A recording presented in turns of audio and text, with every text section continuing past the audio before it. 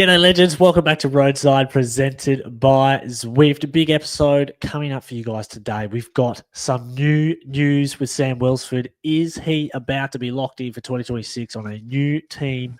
The Roadside Rumour File has all the details. The Israel Premier Tech, the new team, we'll be chatting about that as well. NSN Cycling, unpacking a bit of that. The Giro are trying to lure in our man Remco Evenepoel with a big fat TT.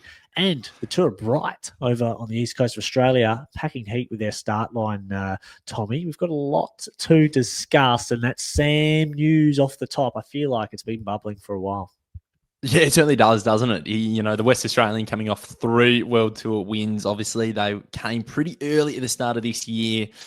He's perhaps maybe the most valuable rider without a contract at the moment. We'll talk a little bit later. Maybe has he found a home? We will wait and see.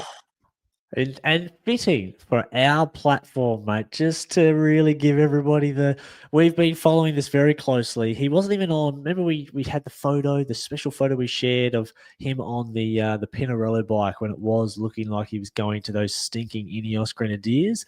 And then only a couple of weeks ago, or last week, I saw he was back on the Bora bike. So there's been lots happening in the meantime.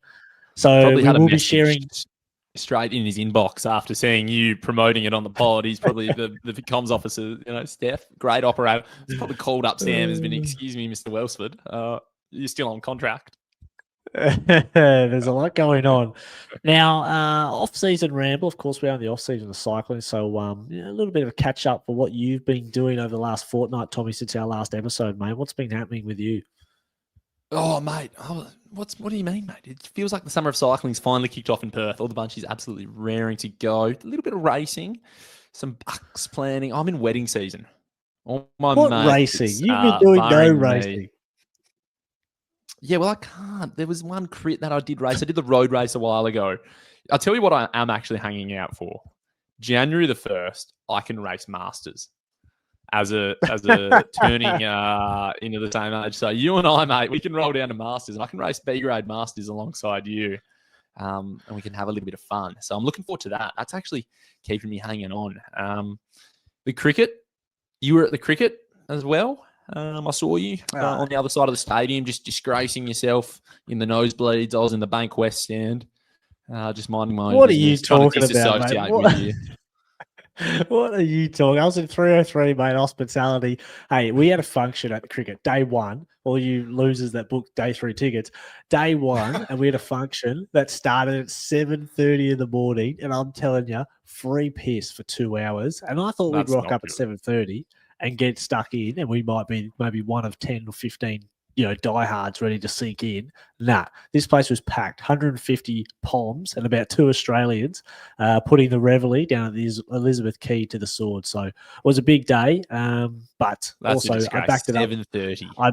The only time you should be having a beer at that time at the airport. That is just, my word. Once every 4 years, the Ashes. Okay, the next time it'll be in England. So you've got to take your chances. And I've backed up with golf the next day, and then racing Masters Criterium on the Sunday, mate. So this is what athletes do.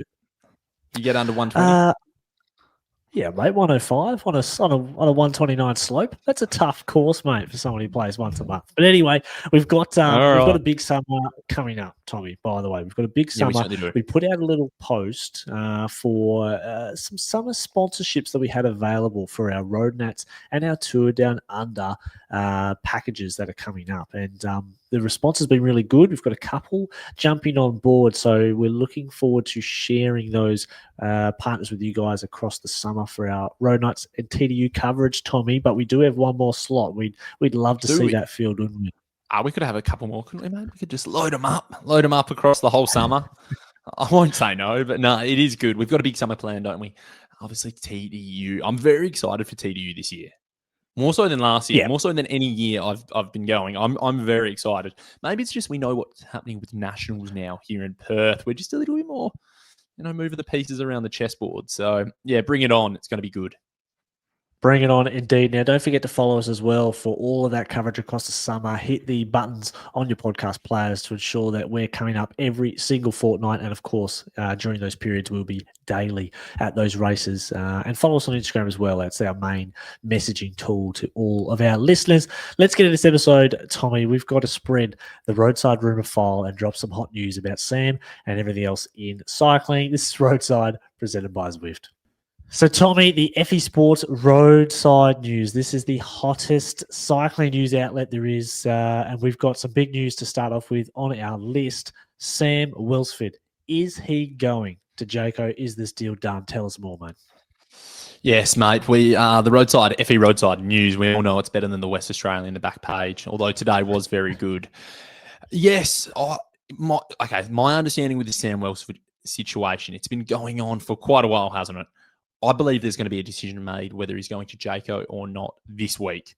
My understanding is that they have been obviously petitioning to get Sam across to Jayco. If he signs, which I believe it'll be a bit of a toss of the coin situation at the moment, if he is to be brought on board with Jayco, we should know something, I think, this week. If he does join, he'll be joining up, obviously, with good friend Kell O'Brien, an Olympic partner on the track. And he joins a very well-renowned lead-out train, that is already pre-existing. Sure, they lost Max Walshite. There's still Luca Mezgex in that train as well, Luke Durbridge. Basically, sort of the bare bones that Dylan Groenewegen left over. But my understanding overall with this Welsford situation, particularly concerning Jayco, is that there'll be a decision this week. Whether or not he signs and it's announced, I think there will be something at least in the next week or two. Because as we know, mate, it's November. And at the moment, all the teams are planning out their Grand Tour seasons. They would have an inkling of how many, like we know the Tour de France route, we'll know the Giro and the Vuelta route soon enough.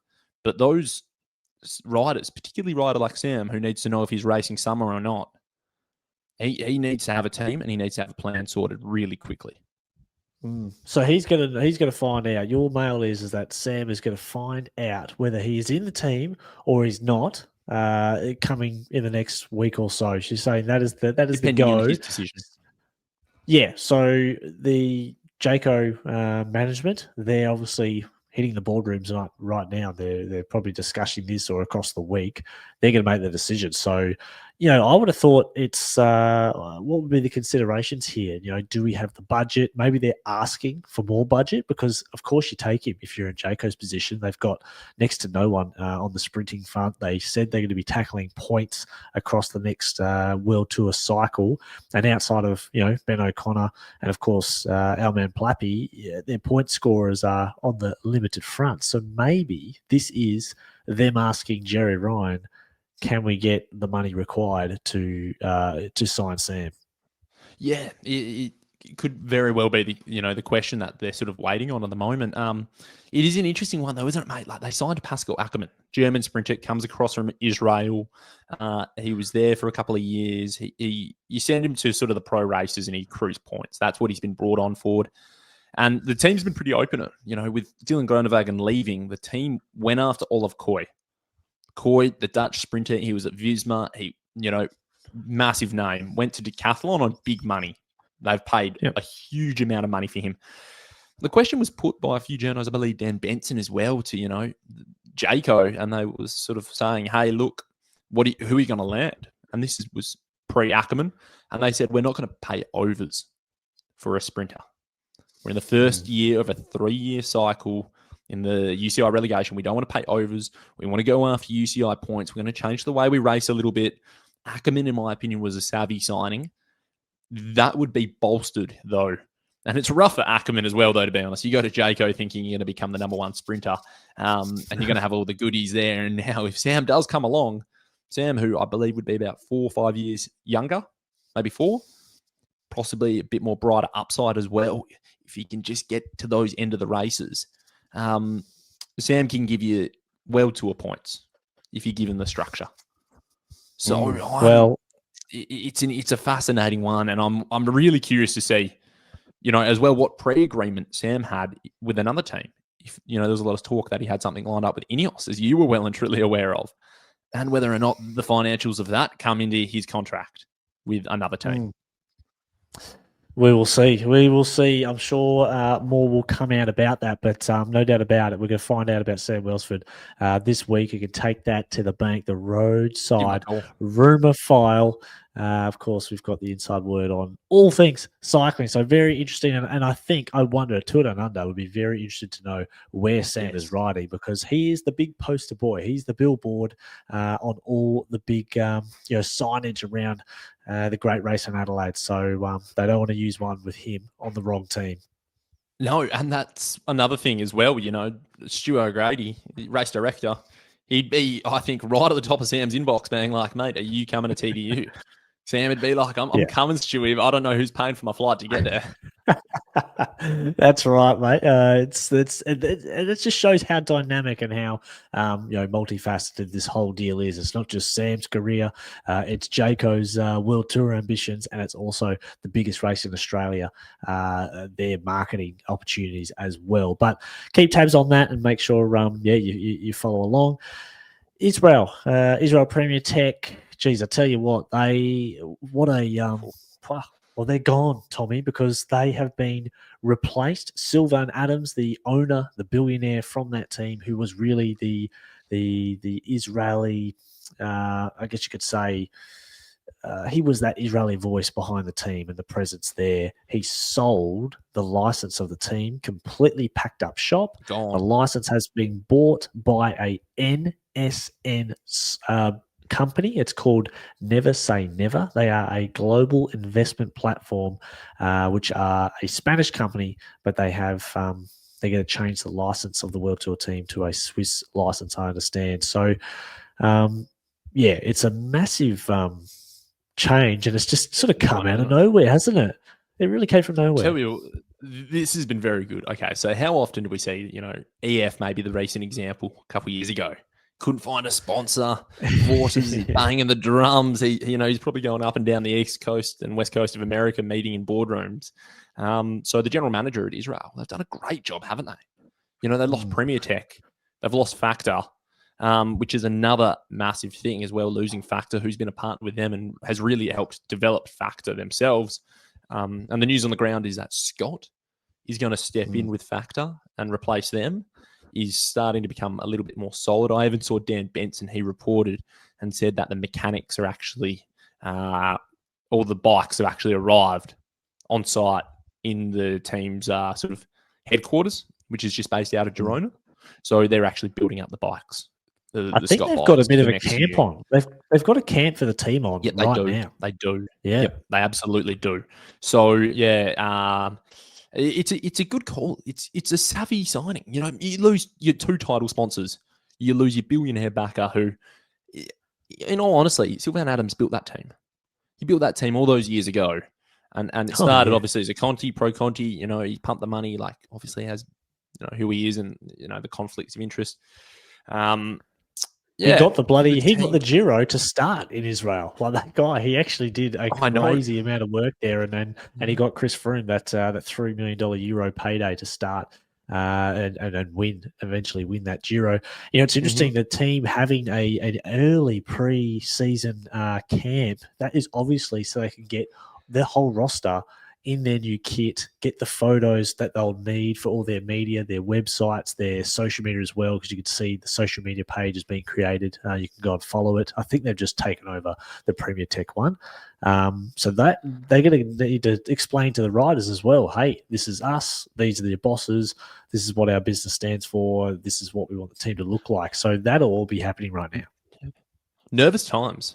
We saw it with Jayco Alula a couple of weeks ago, didn't we? They became 3 days away from the bank guarantee and, riders' contracts being diminished in value and their own worth. And as this sort of team, you kind of go, wow, this is amazing. Like, are we going to have a team? Are we? Yeah, you hope your agent is at the top of the pecking order with other teams that they've been dealing with to be able to get you a ride somewhere. So it just shows you the value of your own UCI points. The poor domestics who do the work, do the slog. When a team becomes insolvent, you're lost at the wayside. We've seen that happen with Lotto and Intermarché. And one rider who hasn't been affected and is got to return to Europe from his little holiday in Africa. It's Biniam Gramay. He's rumoured to join NSN. I better get it. I'm just going to get a head start calling him that before, I'm going to start rattling out IPT all the time. But Biniam, young Biniam, or he's leaving Intermarché thanks to that merger where his contract became null and void, so to speak, and he was free to sign anywhere. So he's on the move. He bolsters their lead out there, and not their lead out. He probably becomes their classics man, doesn't he? Well, most definitely he does, and he'll be working for Brady Gilmore, that's for sure, at some point in his career. Our man, I hope he gets a pay rise, Brady, as well. He can go there as the big man. So, speaking of Premier Tech, who left Israel Premier Tech, they left completely. I suspect they knew about this deal and probably weren't in the position to be involved with NSN, purely because just looking at how big that company is, I don't think they would want to have a partner name. I think they just want to be NSN, not NSN Premier Tech, just at least in the opening years. So that's probably why Premier Tech weren't really invited to be involved. But they've moved, Tommy, and where have they moved to? Premier Tech, mate, they have jumped across the other side of the peloton, so to speak. They've joined. It's a dog's breakfast of a name. I reckon I get it wrong I don't think I've said this team's name correct once. Saint Michel Preference Home Uber 93 as a sponsor, following the termination of obviously Israel. What do you make of this, mate? Obviously they're a French continental team, Pro Series team on the men's and women's. They're a men's continental team. They're a women's Pro Series team. What do you make of the move? Yeah, well, the men's team can get fucked. That's just a load of shit. Their riders are absolutely pelicans, but the women's team they're very good. It's a small team, but they've got great riders on that team. Yep. And they signed. They obviously signed Alison Jackson, which now this move makes a lot of sense because Premier Tech is a Canadian company, so that is the link with Alison Jackson, but they've also got two other Canadians on the team. They've got Simone Bollard and they've got Clara Edmont, who are joining the squad. So the bit of the Canadian influence has come into this team. And, I think it's great. I actually really think it's great that Premier Tech have moved to the Women's World Tour side, because it just shows that that marketability on the women's side, particularly with Tour de France Femmes avec Zwift, is having a big impact on the sport for them. Oh, mate, it's had a huge impact, hasn't it? And they may not have had the best Tour de France, obviously, this year, Saint Michel, but they're going to be guaranteed a spot every time. And the way that the racing is, obviously it's so uncontrollable. I think you get a better chance of success at the women's as one of maybe those smaller teams than you do at the men's. So I really like it. My understanding as well was that Cannondale, from what I've heard, they have followed Alison Jackson. So we know they're on Cannondale already, and that was a big part of actually Alison Jackson signing there. Because that was a bit of a strange one, wasn't it? A rider who's Wanneroo is a pretty handy leader in her own right, to then kind of step away and go, I'm going to go to a smaller women's team. I'd like to. I'm curious to see how that ends up this year. Without the resources that she would normally be accustomed to. But obviously, as a Canadian, you're walking into a team with other Canadians. Sometimes that can just be, what she needs. You're on the same wavelength. I'm curious to see if she's able to sort of maybe revive that level that she found a couple of years ago where she won Roubaix. Yeah, absolutely. I'm sure she'll do. She'll great on the team, and I'm looking forward to the content as well. See if they can the Instagram page and the content machine from Saint Michel Orba 93. I'm going to see if they can get a few more followers, because obviously on the smaller side. I also heard that Alison Jackson's a bit of a pest, so not as well liked as she may be seen. So it's kind of interesting when you see a rider who obviously looks like just this awesome legend. And I talked to her back at Wollongong. I remember did an interview with her after one of the races, and she was a legend. She was really cool, but maybe professional sport, not everyone gets along with anyone, but good to see Premier Tech move across. Now it highlights, Tommy, just before you move on, it highlights just the the ups and downs of the off season. You know, I was going to say, I was thinking about this as I was literally riding today, and I thought there's just no other sport like it, is there? You got a team with the title sponsor fold. You've got relegation. You've had a merger as well. One of the teams came from 3 days of just folding, didn't they? The only there other is not sport, another sport. There is one. It's Formula One. Formula One can be volatile like this. Drivers can be moved from one team. That's because there's only to 20 another. seats. Well, there's only, what is it, 14 Women's World Tour teams, There's a Mm. similarity there, but I know what you're saying. It's a volatile sport, and fucking hell, you just try and enjoy your Christmas holidays, and you get, you move teams. Yeah. But actually, one more thing on one more thing on the Canadian thing. Megan, my amazing wife, she went to Canada a couple of months ago, right? And she brought back these Canadian biscuits, like a whole pack of them. They're these little, picture like an orange cream style biscuit, which naturally is a stinker of the Arnott's Classics. Is it a Delta? I don't know what it is, but it's shaped like the maple leaf, and the cream inside is maple flavor. I've been having one of those for my breakfast in my oats for the last 2 weeks. Unbelievable. Is that what little you treat. did at a tour of Margaret River? You were like, you just had one in there, and I joked about taking it, and you just cracked the shit. I've never seen you just look at me with any aggression before until then. Oh, I nearly told Pat, the photographer, to do it out of just pure ignorance. I would have been upset. Good.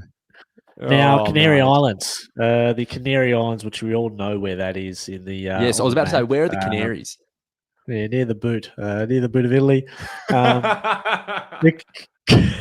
The Canary Islands were going to host the last 4 stages of the Vuelta in 2026, as reported by the Roadside rumour file back, I believe, in July by us, and then it got reported later by the Flogs. Now, the organisers behind the Canary Island push were monitoring what happened at the Vuelta this year, obviously with the protesters with Israel and all of that stuff. They really didn't like it. They didn't want Israel at their race in 2026. And even when this new team was, supposedly going to be birthed out of the Israel Premier Tech formation, even then, the organisers from the Canary Islands said, "No, we don't care. It's not clear, just how this merger new team exists. So we're scrapping it all together." They're cancelling, Tom, the last 4 stages. They're doing a boycott. Yeah. This just reeks of the Victorian government sort of thing when they did the Com Games. They had them and then they've got rid of them. This reeks of, they've maybe looked at the books a little bit close to the Canary Islands, the local municipality over there, the government, they've dived into the finances and gone, this is actually not a good idea, particularly with just the tiny bit of risk of it all going to absolute shit. So I reckon they've just gone, nah, we're going to pull the ripcord and remove any chance of this going to hell. I think the happiest people to see this is everybody who works in the entire race. I think they haven't been out there for like 20 years, where the Canary Islands, for reference, is sort of in line with Morocco. It's off the coast of Morocco, basically, that far south. So a lot of people go there for training camps and, to put in the big work because of the good weather down there. And a lot of Brits go there to drink beers. But, this would be a stretch. At the end of the season, you've done maybe another Grand Tour prior to. You've done a stack of Spring Classics, maybe the Tour. You're at the end of the Vuelta. You're on your hands and knees, and then you've got to board a flight to the Canary Islands. You can't even go home straight away. You've got to get on there's probably one plane that leaves per day, and you just want to leave and get away from this shit race. So yeah, it is interesting, and it just goes to show. I mean, fucking hell, those protesters, they had such an impact. And they got what they wanted. Message received. Yep. And I tell you what, it's something we could chat about on another pod. But your state-based teams like UAE, Bahrain, etc., with the shady history that goes on behind the doors with their governments, I tell you what, they are next, mate. And it's going to be fascinating to see all that unfold. But that's for another pod, because we do need to talk about some juicing that's going on, some lubing up of the riders' This is some pockets. serious propositioning, isn't it? Hey, this is every year propositioning. we see this. Every year we see the big name, RCS, the Giro organisers. They're shaking hands. They're talking to the riders' management. Who are the RCS? Who are the Giro warming up now?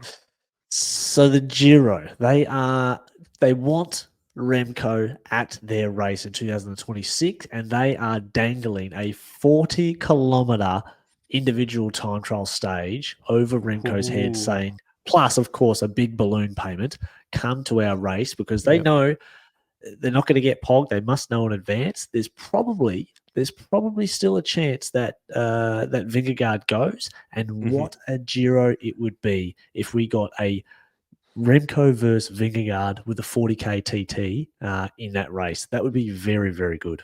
No, I would mate, love to anywhere where Jonas goes, Jonas would just blow Remco out of the way. He would just absolutely just shell him. Remco is a brick. I'm convinced. Remco is a brick that can't go uphill, and he's brittle and he breaks. So Remco would need maybe a few mountains in the second week, and then a 40k followed by another 40-kilometer time trial to even have a sniff of beating Jonas. I'm that firm on this. How much time do you think he would take on Jonas in the TTT if there was a 40k ITT? Sorry. Well, if it's pancake, I reckon it'd be like we know it'd be a minute. It'd be a minute 30, minute 40 if it was flat. A minute 30. So if you're looking 40Ks, maybe he's taking 4 seconds, 4 or 5 seconds at most out of him at every kilometer. Crunch the numbers on that. And that'd sort of work out to around sort of that minute on. I don't think that is that possible. I think Jonas would maybe lose no more than 40 seconds. Maybe a second or two. Tommy, you've got absolutely no idea when it comes to the timings. It would be a minute 30, minute 40 seconds, mate. Get out of town. Either way. A grand tour time trial is very different to the one-off sort of time trial. Undisputable, Remco is the best. What he did at Worlds this year at Rwanda, where he stormed past Tadej, that showed that he is number one. And also, to be honest, maybe you're right, because he's is it Dan Bigham, the aero specialist at Ineos, who's now gone to Red Bull. They've already gone with Remco. He just did apparently he's done like 2 12-hour days in the tunnel with Dan already. He's already done that. He hasn't even had an offie. You know what's happening with Dan Bigham? It's so funny. I can see it. It's so funny. I read his book, We Start From the Back, or some bullshit like that. It's a great book. He was a pioneer in this aero stuff. But what's happening is he's going to these teams. He started at the Denmark track team, I believe, and then he was at Red Bull. He was at Ineos. He's going there for a couple of years. The dickhead is just giving his IP away over a 2-year period, and the team's going, great. We've picked up all the juicy things we can get from Dan Bigham. We actually don't need anything else for you, mate. It's time for you to go because we've written down everything you said. That's what's happening. He just does 2-year stints, and eventually he'll run out of teams because, they're just stealing him for his information. And I don't know, mate. He could keep doing it for another. He could keep doing it for another 15 years. There's that many teams there, and then he's going to find retirement and just keep upping the consultancy fee. Look, he's a good operator. And do you think? Okay. Back to the crux of the matter, though. Do you think Remco goes and does the Giro? Do you think this big time trial is enough to lure him in? Yeah, that would be number 2, the second Grand Tour. That means he'd have a Vuelta and a Giro to his name. And he should have had a Giro a couple of years ago before he left with the race with COVID. So I think he wants to go back to the Giro, and he wants to target that Grand Tour. Well, yeah, okay. You say he targets that Grand Tour, and you said he should have had a Giro. I think that's a big statement to make. I personally see Remco as a rider at the moment who, look, you have a look at his performances in the Tour de France, and even where he was on the podium alongside Tadej and Jonas, he was still in the second group behind those two in terms of, how well you could climb. Yeah. My question is, does Remco going to Red Bull, how do they make him a better climber? Because I don't think they make him a better climber where he is on the same level as Tadej or Jonas when it comes to the big Alps. I think he falls away there. I think he loses too much time in the mountains. I don't think he can become that good enough of a climber to ever challenge for a win at a Grand Tour when those two are there. Yeah, but they're not. Those two are not going to be at the Giro in 2026. I think that's the Well, thing. there is a bit of talk about Jonas wanting to do it. Yeah, So and then if I think you're going to Jonas pick is a year to beatable. do it, you think Jonas is beatable? If there's a 40K TTT, he is beatable. Mhm. Jonas is as frail as an old, crusket cracker. So yeah, Remco's got more to give. He hasn't hit his peak just yet. We'll move on from that into our Australian news. Got some interesting ones to talk about as well. The Tour of Bright is a big race that happens over in the East Coast in the high country of Victoria. That is happening in 2 weeks' time, December 5th to the 7th, run by the magnificent Alpine Cycling Club. And don't they have some talent coming out of that club? They do. They absolutely do. It's chockers. Yeah. They've also got, there's a crazy sovereign citizen running around over there in the hills as well. So he's still sniffing around that bloke. But the Tour of Bright, it's an epic race. This is 23 years, I believe it's been going. It is a much like the Tour of Margaret River that we have here we had here in WA, Tommy. It's a 3-day stage race. There's a criterium which is absolutely feral. You've got to see the content they make for this criterium for the Tour of Bright that opens the race.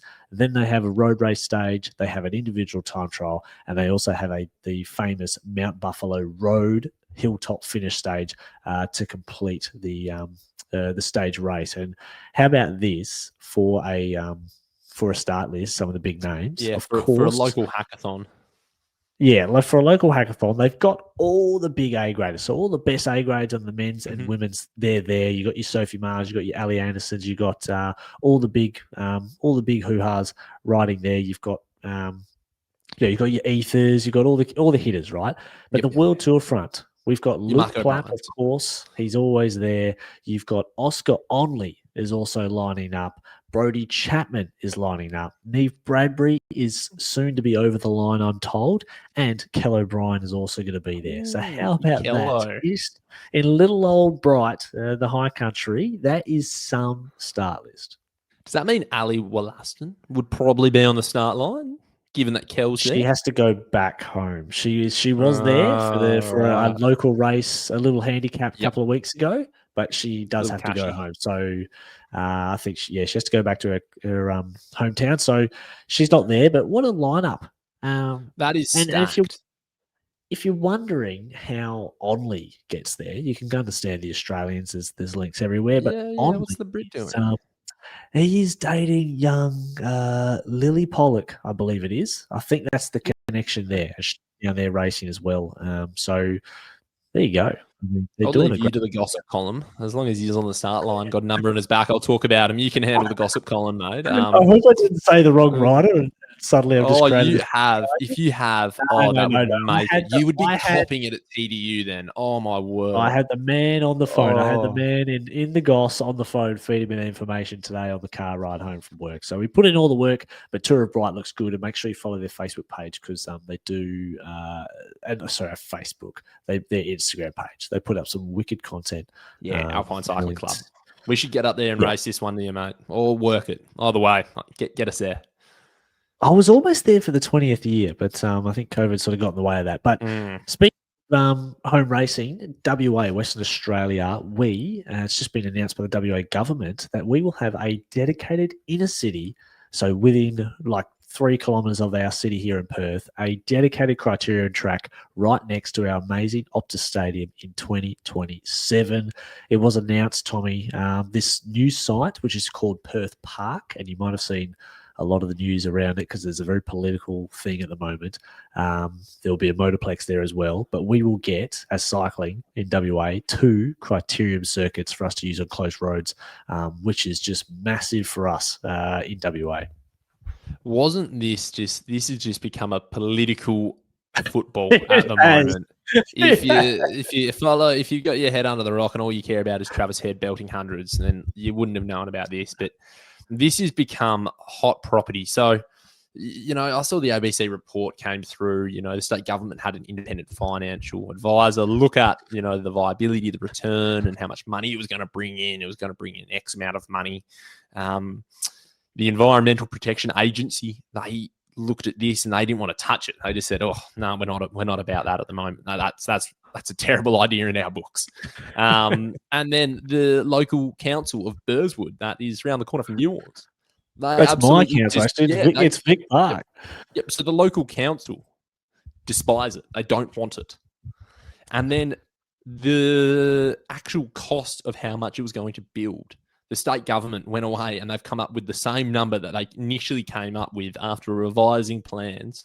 And then the brilliant marketing and comms team within the state government went away because it was going to be called something else, the racetrack. And then they've relabeled it, come out with these beautiful imageries on Sunday morning at 9 o'clock where they had a photo opportunity. There's Roger, Rita Saffioti, the premier, the vice premier.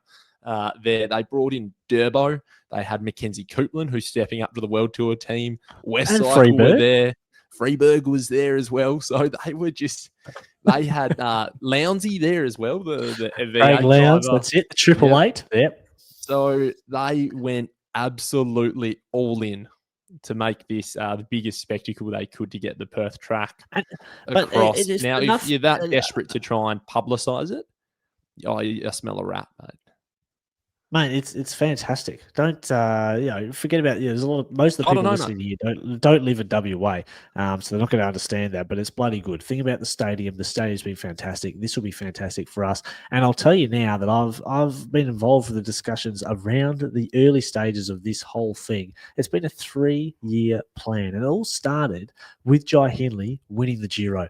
Jai Hindley winning the Giro was a massive catalyst for us here in WA getting a racing circuit in the inner city, because as it stands, we have to go either 40 k's north or 40 k's south to race criteriums or on closed, safe roads. So that was actually, it wasn't the first place they were looking to put a criterium track, and obviously they sort of jumped on the back of this motorplex that's going to be built.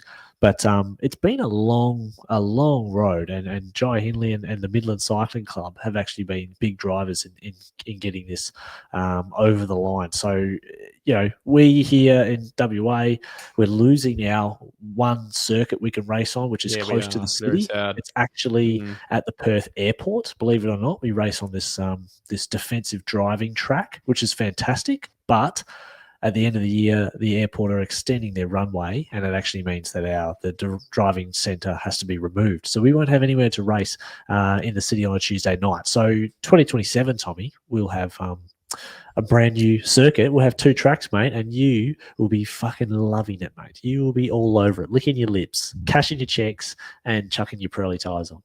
Yes, I'll be using my Pirelli tyres. Absolutely. You got the 30 mils on at the moment. They're bloody good. I've also heard that it might be used as well as a bit of a trigger and a bit of a lever to try and extend out road nationals. So I would be very surprised if there's not an extension of the road nationals from the success that we had in the very first year and the polished upgrade it will be getting this year with a whole new team, basically taking just doing everything that Old Cycling did wrong at last year's, which they didn't do a lot wrong. They did some things wrong. They've got a polished stuff. You told them about it, company coming in. There, I certainly did. I certainly did as an employee. And they're going to dress it up, and it's going to be even better this year. I reckon there's a chance an extension will be announced. And imagine that, just having a stand, 12,000 seat amphitheatre there for our presentations, Tommy, it would be unbelievable. Unbelievable. Yeah, no, bring it on, mate. By that stage, you'll be doing the TV broadcast alongside Keno, eh? Let's hope so. Now, we're going to move on to chatting about Tour Down Under and our plans as Roadside as we're there. So before we do that, FE Sports, big sponsor of ours. We love them. We're going to be back with them for 2026 as well. We're working through that deal. And Majid are going to be doing something special at Tour Down Under. And Tommy and I, we might be doing a nice little function there. So keep your eyes out for that. And big thanks to FE Sports. Well, mate, the next World Tour race on the calendar, it's ours. It's our home track. It's our backyard, Tour Down Under. Mate, what you can tell me this, because you've probably got a bit of time that throughout your day job, it's just sort of been rattling around your brain, all the ideas, the spinning plates per se. What are the plans for Roadside? Give me a rundown of what I will be doing during summer. Well, we will be there again. We will be there. So, as our second year of Roadside, the evolution of TPR, of course, we will be at the tour down under. And of course, it's everyone's support in listening to the pod throughout this year and supporting us, sharing it with people. That's made it happen. It allows us to get to leverage our audience, to get sponsorships on board, and make some cool content for you guys. So we will be at TDU. We will be at nationals as well, but we'll talk about that in another pod. TDU will be there. We'll be doing daily podcasts from the race, and we'll be covering, everything that happens throughout the day, not just the racing, but just, the general atmosphere of being in Adelaide for this great spectacle. We all know what it's like there. There's stuff going on everywhere. There's events, there's functions. We'll be a part of a lot of that. Overstimulating sometimes, isn't it? It is, and we'll be able to bring you all of those extra things as well. Tommy, there's a good chance that you might be working for the race as well, and you'll be able to share your insights and what you've been getting up to, cashing your checks there. Same for myself. So we'll be able to, it's going to be bloody exciting. So we're looking forward to sharing that content with you guys. And you know what I'm really excited about, Tommy? And this is just a vain, silly thing, right? Is ever since I think this has been my 4th year working for the race, right? So forget about the podcast and the stuff we do with that and all that stuff. The race is separate. It's a different invoice. I've always wanted to stay at the Hilton because that's where all the riders stay. You go up the Are you at the Hilton, elevator. mate? Are you at the Hilton? Hang on, let me dress the scene. When you go in and out of there, you're always inside the Hilton because the bottom floor is where the media centre is, and it's a nice media centre. But then you might be well-stocked bar fridge. Yeah, you might be meeting with a rider upstairs. So you go up the stairs or you take the elevator and you meet the rider, you do your interviews. But when you're up there, you see the buffet auditorium and the food, and it's all cordoned off. The velvet rope is covering it. You can't get in there for riders and people staying there only. Well, this 2026, mate, I will be in the Hilton, and I'm very, very happy about it. So it feels like I've made it in there, mate. And that buffet, I'll be bringing Tupperware. What, back to WA, mate, or out to me? Bit of both, probably both. No. Probably both, mate. Little doggy bag. Here you go, mate. No, seriously, Zwift usually put us up, and it's where we stay is at the Ridges, which is in the back left corner of the full Adelaide City Square. I love Zwift, and I love the Ridges. Away. I love Zwift, but it's too far away. I've done that bloody walk. It's about a 1.7K walk to the centre where all the race stuff is, and it's just too far. So I'm happy to be a little bit closer. You need to be on the e-scooters for the inner city of Central of CB for Adelaide, mate. That's the program I was running last year. Absolute treat. No, chapeau, honestly, mate. That's good news to hear. So TDU, I'll give you that. The real important factor that I want to know though.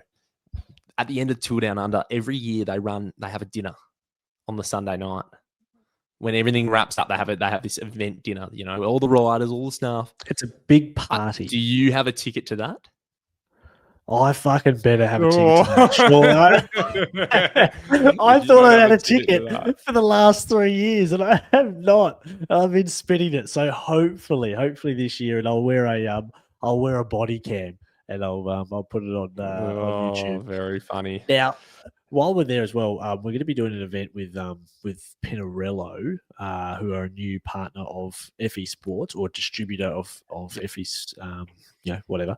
Pinarello are going to be, I think they're going to be giving away a massive package. So if you are going to TDU, they've got only bikes to give away. Are they going to give away a bike?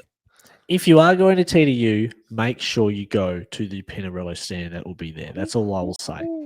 And it's some package. I believe I have to give it away. And it's such a good package. I was making sure that the people involved are not stitching me up and that it's fully credible because I don't want to be giving this thing away. What is it? Just an evening? just an evening on Pidcock. You and Pidcock locked in a room for an hour. That's what you get. In the Hilton buffet. Now, Tommy, are you going to be riding at TDU? Now, we've just booked our flights and we booked the accommodation and that sort of stuff. In. Yeah, are we're you, hyped up with buzzing. what's your riding plans going to be? Just at a glance. It'll very much depend on the work schedule at the moment, and also just my ability to be able to get out to the races for work. I'm pretty keen to get up and ride. I'm pretty keen. Last year was I was able to dabble and get a few rides in, but I'm pretty keen to get back and do a couple of hours. We know how good the riding is in Adelaide. The climbs are wonderful. The road surface is actually absolutely dog shit over there. So you really need your 30mm tires, don't you? So you can run them nice and soft, your Pirellis. You do. So you do. I'm pretty keen, mate. I'll take the bike. I'm not going to race. We do some Norwood crits. They're famous. I'm going to be working them, mate. Just, find my way in somehow. Are you going to race? Are you going to put a number on? If I can, if there is a free after, if there's a free, there it is. No, if we generally have to, we record the podcast right after the racing finishes, and we finish working right after the racing finishes, so it's not usually too much time. But if there's a window, maybe on a rest day, potentially I'll pin a number on, mate, and show C grade what's what. So C grade, I reckon you'd be down to D grade, mate, in the second one. I reckon I'd be C grade over there. The level goes up and up. You look at an A grade crit at TDU, and it is just full Pro Velo Conti spec level. There are some absolute hitters in town. So it's always great to get down and see. If you're around town, you've had your fill, you go on riding, maybe you watch the race from the village. You can ride your bike over to Norwood, have a cold beer on the grass, and you can watch crit action. It's absolutely sensational. I love how they run it over there, Norwood Cycling Club. What about the racing, mate? You're going to be out on the road, obviously working every day. Can we tell some of the riders, some of the punters, what sort of stages to maybe keep an eye out for before we wrap things up? Yeah, I'm going to be in the polka dot car. So I'm going to drive around this polka dot car. That's what I'm driving to my location points, by the way. So I'm looking forward to getting amongst that. And the FX sprint car. I don't know what it'll look like, but to be honest, imagine that at the end of the week, just littered with speeding fines. Yeah, absolutely. Yeah, just no rubber on the tires. We'll do a full preview on the race, as we get closer. Okay. But, keep a lid on Stage 2 of the Men's. Stage 2 of the Men's is the one you'll be looking out for. They do Nortons, they do Lofty, and then they do 2 times corkscrew. So look out for that. That's probably going to be the one. But Tommy, as we wrap up this episode, what is going to be on your radar for the rest of this week? Now I got a Bucks on Saturday, and I can't reveal my plans on the Bucks because a friend of mine he will listen to this pod, and I can't say what we're going to be getting up to, but that'll be my weekend in a nutshell. I got another one. I think this will be the last of the summer for me. Following a wedding, we got crit commentary on Sunday, so I can't be. Are you commentating on Sunday? Have you committed to that? What do you think the likelihood of me getting there on Sunday is? The same likelihood of you actually committing. So have you even told Paul? Are you right? Yeah. I'm really scared to commit to it. I'm too scared to commit to it. I know what's going to happen. Oh God. Well, are you going to race? You going to commentate? No, I'm just commentating, man. I commit. Okay. I just commit. No, you don't. I've been down there on Sundays, and then we've had the message, Jet can't make it. Had a birthday party. What a load of shit. What a load of shit. That is a complete lie. Yeah. No, all right, we better wrap this one up. Wrap this up. It's late. Don't forget to follow us, guys, and we'll see you next week or the fortnight later, depending on the news cycle, for another episode of Roadside presented by Zwift.